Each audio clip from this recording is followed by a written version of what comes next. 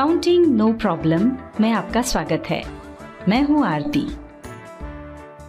आगे बढ़ने से पहले हमारी आपसे प्रार्थना है, कृपया सोचें, आप डेटा एंट्री ऑपरेटर यानी बाबू बनना चाहते हैं या अकाउंटेंट? आप टैली का अधूरा ज्ञान प्राप्त करना चाहते हैं या उसके विद्वान बनना चाहते हैं? यदि आप अकाउंटेंट या विद्वान बनना चाहते हैं तो हमारा आपसे निवेदन है, इस वीडियो सीरीज की सभी वीडियोस को एक एक करके क्रमानुसार ही देखें। वीडियोस को क्रमानुसार देखने के दो तरीके हैं। पहला है हमारी वेबसाइट द्वारा और दूसरा हमारे YouTube चैनल की प्लेलिस्ट द्वारा। टैली के इस वीडियो सीरीज के आज के अध्याय में हम आपको बताएंगे कि टैली में पेमेंट वाउचर क्या है और उसमें ट्रांजैक्शन कैसे रिकॉर्ड करते हैं। इससे पहले वाली वीडियो में हमने आपको रिसीट वाउचर में ट्रांजैक्शन कैसे रिकॉर्ड करते हैं ये बताया था। उस वीडियो में महत्वपूर्ण बात यह है कि ट्रांजैक्शन रिकॉर्ड करने के तरीके को सरल और विस्तृत रूप में बताया गया है। साथ ही टैली के कंपनी फीचर्स और कॉन्फ़िगरेशन का भी उपयोग किया गया है और यही तरीका बाकी सभी वाउचर्स के लिए भी है। इसलिए हमारा आपसे निवेदन है कि उस वीडियो को अवश्य देख लें। और एक बात का ध्यान रखें कि आपको सिर्फ वीडियो देखने से लाभ नहीं होगा। यदि आप इस वीडियो का सही लाभ लेना चाहते हैं तो जैसा आपको वीडियो में समझाया गया है ठीक उसी तरह 2-3 बार प्रैक्टिस जरूर करें। आगे बढ़ने से पहले हम एक बार फिर से पेमेंट वाउचर के बारे में समझ लेते हैं। जब व्यवसाय में नकदी या बैंक के माध्यम से कोई भी पेमेंट किया जाता है तो इस तरह के ट्रांजैक्शन की एंट्री पेमेंट वाउचर में रिकॉर्ड की जाती है। यहाँ पर एक महत्वपूर्ण बात ध्यान रखें कि यदि आपने कैश परचेस से संबंधित कोई पेमेंट की है तो वो इस वाउचर में नहीं आएगी और ऐसा इसलिए है क्योंकि टैली ने परचेस के लिए अलग से वाउचर बना रखा है। ट्रांजैक्शन पहचानने वाली वीडियो में हमने पेमेंट वाउचर से संबंधित कुछ ट्रांजैक्शंस छांट लिए थे। उन्हें यहाँ हम फिर से बताएंगे और उनके आधार पर पेमेंट वाउचर में ट्रांजैक्शन रिकॉर्ड करेंगे। हमारा पहला ट्रांजैक्शन है 2 जून को राम शर्मा को नकद 2000 रुपए उधार दिए। पहला सवाल है, इस ट्रांजैक्शन में प्रभावित होने वाले 2 खाते कौन से हैं? ट्रांजैक्शन को ध्यान से देखें। यहाँ पर नकदी गई है तो ये हुआ एक खाता। अब दूसरा खाता देखते हैं, नकदी किसे दी है? तो हमने नकदी राम शर्मा को दी है, यानी इस ट्रांजैक्शन से प्रभावित होने वाले 2 खाते हैं, नकदी यानी कैश और राम शर्मा। दूसरा सवाल ये कि खाते किस प्रकार के हैं? नकदी यानी कैश का खाता रियल अकाउंट है और राम शर्मा का खाता पर्सनल अकाउंट। अब तीसरा सवाल, कौन सा खाता डेबिट होगा और कौन सा क्रेडिट? राम शर्मा को हमने रुपए उधार दिए हैं तो राम शर्मा हुआ पाने वाला। ये पर्सनल अकाउंट है और पर्सनल अकाउंट के लिए नियम है डेबिट द रिसीवर, यानी पाने वाले को डेबिट करो, मतलब राम शर्मा का खाता डेबिट होगा। अब हम देखते हैं दूसरे खाते को जो कैश का है। कैश गया है, ये रियल अकाउंट है और रियल अकाउंट के लिए नियम है जो वस्तु व्यापार से जाए उसे क्रेडिट करो। क्रेडिट व्हाट गोज आउट, यानी कैश अकाउंट क्रेडिट होगा। चलिए अब टैली में इस ट्रांजैक्शन को रिकॉर्ड कर लेते हैं। यहाँ हमने टैली में अपनी कंपनी ओपन कर ली है। यदि आपको किसी निश्चित तारीख में ट्रांजैक्शन रिकॉर्ड करना है तो आप यहीं से करंट डेट बदल सकते हैं। डेट के लिए F2 प्रेस करें और आप जो तारीख चाहते हैं वो टाइप कर दें। जैसे हम 2 जून चाहते हैं तो यहाँ पर हमने 2 जून टाइप कर दिया है। अब एंटर प्रेस करें। देखिए करंट डेट में 2 जून आ गई है। अब हम ट्रांजैक्शन को रिकॉर्ड कर लेते हैं। अभी हम गेटवे ऑफ टैली पर हैं। यहाँ हमें ट्रांजैक्शंस के अंतर्गत अकाउंटिंग वाउचर्स में जाना होगा और उसके लिए कीबोर्ड पर V की को प्रेस करें। संभवतः आपके सामने पेमेंट वाउचर ही खुला होगा, पर यदि कोई दूसरा वाउचर खुला हो तो देखें राइट साइड में वर्टिकल बटन बार में सभी वाउचर्स और उनके नाम के पहले उनके शॉर्टकट्स दिखाई पड़ रहे हैं। पेमेंट वाउचर के लिए F5 प्रेस करें। ऐसा करते ही payment voucher creation window open हो जाएगी। अभी हम डेट पर हैं और डेट में वही तारीख दिखाई पड़ रही है जो हमने करंट डेट में ली थी। हमें 2 जून में ही वाउचर बनाना है, इसलिए हम एंटर प्रेस करके आगे बढ़ रहे हैं। यहाँ पर हम आपको एक बात समझाना चाहेंगे। मान लीजिए आपको किसी एक ही तारीख में कई सारे ट्रांजैक्शंस रिकॉर्ड करना है, यानी आपको बार बार डेट बदलने की जरूरत नहीं है, तो फिर बार बार डेट फील्ड पर क्यों जाएं? कॉन्फ़िगरेशन में चेंज करके आप इससे बच सकते हैं। उसके लिए F12 की प्रेस करें। F12 प्रेस करते ही आप कॉन्फ़िगरेशन विंडो पर पहुंच जाएंगे। यहाँ दिखाई पड़ रहे पहले option skip date field during creation for faster entry को यस कर दें और फिर इस विंडो को एक्सेप्ट कर लें। ऐसा करने से अब ये होगा कि आप जब भी कोई वाउचर बनाएंगे तो डेट फील्ड में कर्सर नहीं आएगा, और जब भी आपको वाउचर की डेट बदलने की आवश्यकता हो तो F2 की प्रेस करके आप उसे बदल सकते हैं। यहाँ पर्टिकुलर में DR यानी डेबिट ऊपर आ रहा है, जबकि हमने रिसीट वाउचर में यहाँ पर CR लिखा हुआ दिखा था। उसका कारण ये है कि टैली ने हमारी सुविधा के लिए पेमेंट वाउचर में ऊपर डेबिट दिया है। डेबिट में हम जिसे रुपया देते हैं उस लेजर का नाम लेना होता है, जैसे कि कोई पार्टी का अकाउंट या कोई एक्सपेंसेस अकाउंट या फिक्स्ड असेट का अकाउंट हो सकता है। इसके बाद क्रेडिट में हमने जिस तरह से रुपया दिया है, जैसे कैश या बैंक के माध्यम से, तो उसका अकाउंट लेना होता है। ध्यान रखें, पेमेंट वाउचर में जिसे आप पेमेंट देते हैं उसका अकाउंट हमेशा पहले आता है और वो डेबिट होता है, और जिस तरह से रुपया दिया जाता है जैसे कैश या बैंक अकाउंट के माध्यम से, वो बाद में आता है और वो क्रेडिट होता है।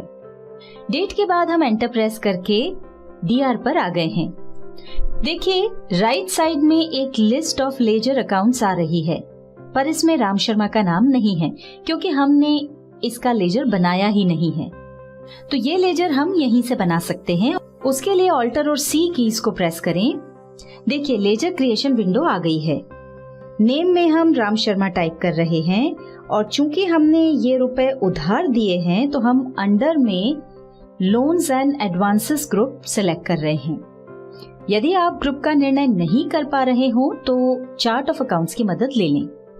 अब कंट्रोल और A कीज की मदद से इस विंडो को एक्सेप्ट कर लें। देखिए ऐसा करते ही डेबिट में पार्टी का नाम आ गया है। अब यहाँ अमाउंट डालना होगा। अमाउंट डाल करके एंटर प्रेस करें। एंटर प्रेस करते ही आप नीचे वाली लाइन में आ जाएंगे। यहाँ पर CR दिखाई पड़ रहा है और हमें यही चाहिए। एंटर प्रेस करें। अब यहाँ क्रेडिट में पहले बताए अनुसार लेजर सेलेक्ट करें। हम कैश अकाउंट सेलेक्ट कर रहे हैं। देखिए ऐसा करते ही हमने जो राशि डेबिट में लिखी थी वही राशि क्रेडिट में भी आ गई है। एंटर प्रेस करें। अब नरेशन में आपने ऊपर जो ट्रांजैक्शन रिकॉर्ड किया है उसका संक्षिप्त विवरण दे दें। हमने यहाँ टाइप किया being ₹2000 loan given to Ram Sharma. अब एंटर प्रेस करते हुए इस विंडो को एक्सेप्ट कर लें और अब एस्केप की दबा करके वापस गेटवे ऑफ टैली पर चलते हैं। अब दूसरा ट्रांजैक्शन है 31 जुलाई को हमने स्टेट बैंक ऑफ इंडिया का 3000 रुपए का चेक देकर साइकिल खरीदी। सबसे पहले प्रभावित होने वाले 2 खाते कौन से हैं ये देख लेते हैं। यहाँ साइकिल खरीदी गई है तो ये हुआ एक खाता। अब दूसरा खाता देखते हैं। साइकिल खरीदने के लिए पेमेंट किस तरह से किया गया है, तो वो बैंक का चेक दिया है, यानी पेमेंट बैंक द्वारा किया गया। इस तरह हमने देखा कि ट्रांजैक्शन से प्रभावित होने वाले 2 खाते हैं, साइकिल अकाउंट और बैंक अकाउंट।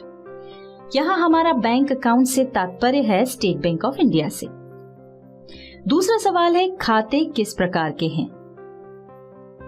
देखिए बैंक का खाता पर्सनल अकाउंट है और साइकिल का खाता रियल अकाउंट है। इसे चार्ट ऑफ अकाउंट्स की सहायता से भी पता कर सकते हैं। ये देखिए बैंक का अकाउंट पर्सनल अकाउंट है और साइकिल का खाता रियल अकाउंट है। यहाँ हमने दोनों खाते किस प्रकार के हैं ये कंफर्म कर लिया है। अब तीसरा सवाल, कौन सा खाता डेबिट होगा और कौन सा क्रेडिट। साइकिल का खाता रियल अकाउंट है और रियल अकाउंट्स के लिए नियम है जो वस्तु व्यापार में आए उसे डेबिट करो। Debit what comes in. यहाँ साइकिल आई है मतलब साइकिल अकाउंट डेबिट होगा। दूसरा खाता है बैंक का और ये पर्सनल अकाउंट है। पर्सनल अकाउंट्स के लिए नियम है क्रेडिट द गिवर, देने वाले को क्रेडिट करो। यहाँ बैंक से पेमेंट किया गया है मतलब देने वाला बैंक अकाउंट है तो ये क्रेडिट होगा। जैसा कि हमने आपको चार्ट ऑफ अकाउंट्स वाली वीडियो में बताया था, हम उस तरीके से इसे कंफर्म कर लेते हैं। उसके लिए पहले हमें ये देखना होगा कि इस ट्रांजैक्शन का दोनों खातों पर क्या प्रभाव पड़ रहा है। हमने बैंक से पेमेंट किया है तो बैंक का बैलेंस कम होगा, साथ ही साइकिल खरीदी है तो साइकिल खाते का बैलेंस बढ़ेगा। देखिए, चार्ट ऑफ अकाउंट्स में बैंक का खाता एसेट्स के अंतर्गत आता है और इसका नियम है यदि बैलेंस डिक्रीज हो तो उसे क्रेडिट करो। अब साइकिल का अकाउंट देखते हैं, ये भी एसेट्स में आता है और इसके लिए नियम है यदि बैलेंस इंक्रीज हो तो उसे डेबिट करो। इसका मतलब ये हुआ कि अब ये कंफर्म हो गया है कि हमने गोल्डन रूल्स ऑफ अकाउंट्स की सहायता से जो निर्णय लिया था वो सही है। चलिए अब टैली में इस ट्रांजैक्शन को रिकॉर्ड कर लेते हैं। अकाउंटिंग वाउचर्स के लिए V प्रेस करें। यहाँ पेमेंट वाउचर की विंडो ही आ रही है क्योंकि अभी हमने इसके पहले पेमेंट वाउचर का उपयोग किया था। यदि नहीं आ रही है तो उसके लिए F5 प्रेस करें। यहाँ आप देख सकते हैं कि कर्सर डेट वाले फील्ड में नहीं रुका है क्योंकि इसके पहले वाले ट्रांजैक्शन के समय हमने कॉन्फ़िगरेशन में जाकर ऑप्शन को चेंज कर दिया था। अब हमें वाउचर की डेट बदलना है तो उसके लिए F2 प्रेस करना होगा। अब यहाँ पर डेट डाल दें, एंटर प्रेस करें। DR में यानी डेबिट में जिसको या जिस बिहाफ पर पेमेंट किया गया है उस लेजर का नाम सिलेक्ट करें। जैसे यहाँ हम साइकिल अकाउंट सिलेक्ट करना चाहते हैं पर यह लेजर हमने बनाया नहीं है, तो इसका लेजर बनाने के लिए ऑल्टर और C कीज को एक साथ प्रेस करेंगे। ये लेजर क्रिएशन विंडो आ गई है। यहाँ लेजर का नाम टाइप करेंगे, फिर एंटर प्रेस कर देंगे। यहाँ अंडर में फिक्स्ड एसेट्स ग्रुप सिलेक्ट करें और फिर इस विंडो को एक्सेप्ट कर लें। देखिए, ऐसा करते ही डेबिट में अकाउंट का नाम आ गया है। अब हमें यहाँ पर अमाउंट डालना होगी। अमाउंट डाल करके एंटर प्रेस करें। एंटर प्रेस करते ही नीचे वाली लाइन में यहाँ पर आप CR लिखा हुआ देख रहे हैं। एंटर प्रेस करें। अब यहाँ क्रेडिट में पहले बताए अनुसार लेजर सिलेक्ट करें। हम state Bank of India select कर रहे हैं। देखिए, ऐसा करते ही हमने जो राशि डेबिट में लिखी थी वही राशि क्रेडिट में भी आ गई है। एंटर प्रेस करें। यहाँ पर पिछली वीडियो में बताए अनुसार बैंक एलोकेशंस में ट्रांजैक्शन का प्रकार चुनें और बाकी डिटेल्स भर दें।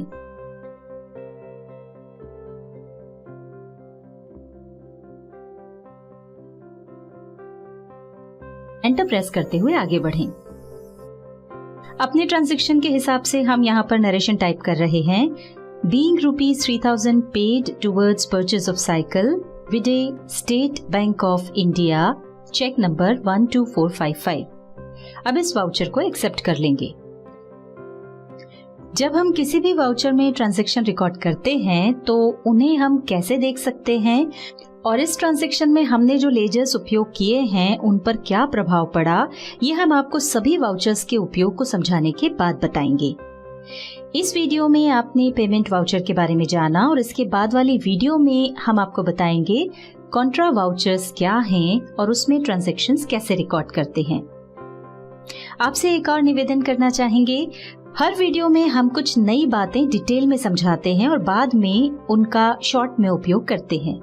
यदि आप चाहते हैं कि कुछ उपयोगी सीखने से आप वंचित ना रह जाएं या कोई भी काम की चीज आपकी ना छूट जाए, तो कृपया सभी वीडियोस को क्रमानुसार ही देखें। आपकी सुविधा के लिए हमने नीचे डिस्क्रिप्शन में एक PDF दिया है।